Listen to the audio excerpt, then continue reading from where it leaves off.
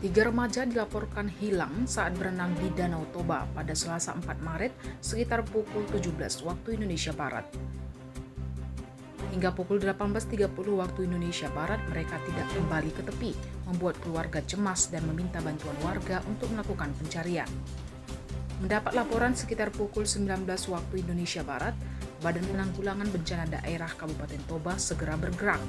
Tim penyelamat tiba di lokasi sekitar pukul 20.10 WIB dengan membawa perahu karet untuk menyisir area sekitar. Ketiga remaja tersebut sebenarnya bisa berenang, namun derasnya arus menyeret mereka hingga 200 meter dari tepi Danau Bistro.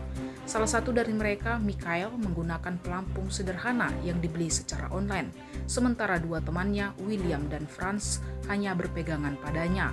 Sekitar pukul 20.25 waktu Indonesia Barat, tim penyelamat menemukan mereka dalam kondisi selamat.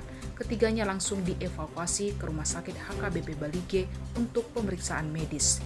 BPBD menghimbau para pengunjung yang berenang di Danau Toba agar selalu menggunakan pelampung demi keselamatan. Jangan lewatkan berita menarik lainnya hanya di channel Toba TV. Follow, like, dan subscribe channel Toba TV untuk mendapatkan informasi terbaru lainnya.